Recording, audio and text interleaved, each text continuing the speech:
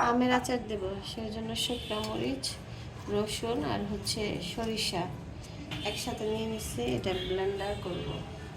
আর সাথে হচ্ছে এই যে কাঁচা আম কেটে তারপর হচ্ছে খোসা সহ এভাবে কেটে নিচ্ছি। তারপর একটু রোদে শুকায় দিছিলাম। এখন রাতের বেলায় আমি এটা এখন আচার দেব,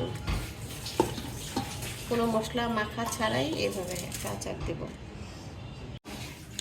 এই যে ব্লেন্ডার করে নেওয়া হয়েছে, একদম মিক্স করে ফেলছি, খুব সুন্দর একটা গ্রান বের হয়েছে।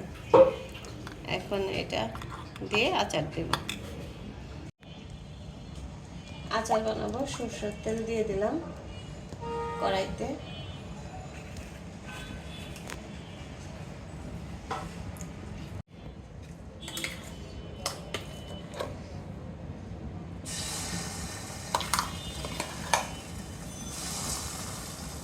সরিষার তেল, সরিষা বাটা, খুব সুন্দর একটা গ্রান বেরিয়েছে।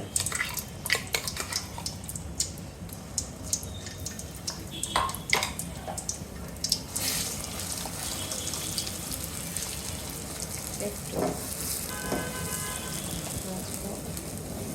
তেলটা খুব ভালো,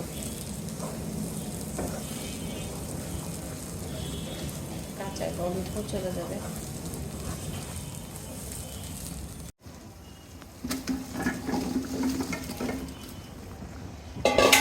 আমগুলো দিয়ে দিলাম।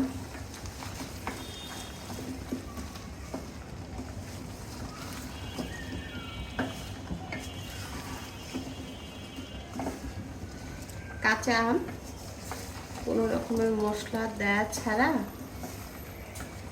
একদিন বা 1 ঘন্টা আধা ঘন্টা একটু রোদে পানিটা শুকিয়ে নিয়ে এভাবে আচার দিলে এই আচারটাও খুব মজা হয়। এখন এটার মধ্যে দিয়ে দিব হলুদের গুঁড়া, অল্প দিব, বেশি না। ব্যাস, মরিচ বাটা দিছি, সরি শুকনো মরিচ দিছি, এর জন্য মরিচের গুঁড়া দিব না। আবার ফোড়ন দিব যখন, পাঁচফোড়ন দিব যখন, তখন ওটার সাথে আবার শুকনো মরিচ করে দিব। তারপর এটার সাথে আমি এখন দিয়ে দিব চিনি, একসাথে সুন্দর মতো হয়ে যাবে।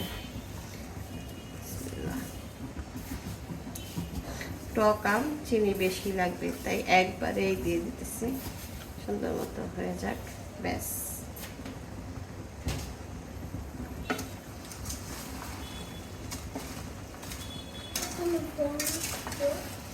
লাস্টে দিয়ে দেবো ফোড়ন। রাখতে পারতেছি না, একটু হোক, নরম হোক, এভাবে। পাঁচফোড়ন আর হচ্ছে কয়েকটা শুকনো মরিচ নিচ্ছি, এগুলো ভালো করে টালবো, টাইলা ফাঁকি করবো, ফাঁকি করে তারপর হচ্ছে আচার দিয়ে দেবো। খুব সুন্দর গ্রান বের হয়ে গেছে পাঁচফোড়নের।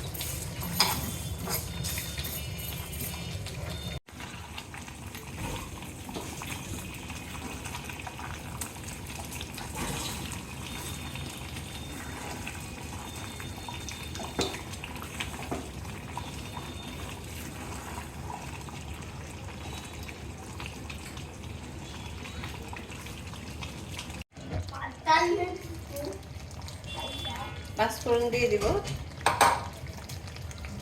পাঁচফোড়ন যে তেলে ব্লেন্ডার করে নিচ্ছি, এটা পুরোটা।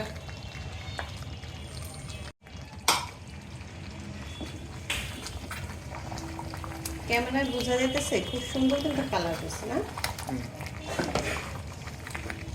আমি অফ ক্যামেরা লবণ দিয়ে দিচ্ছি, লবণ দেওয়া হয়ে গেছে,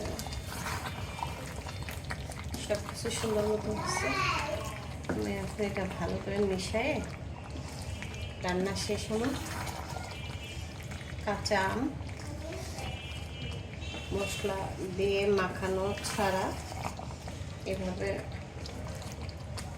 রান্না করে দেখবেন, খুব সুন্দর হয়। এটা আমি কোরবানি ঈদের দিন খিচুড়ির সাথে খাওয়ার জন্য রেডি করলাম। খেতে খুব ভালো লাগবে। হয়ে গেছে, বেশি নাড়বো না, নাড়লে এটা বলে যেতেছে। তাহলে সবাই ভালো থাকবেন, আল্লাহ হাফেজ।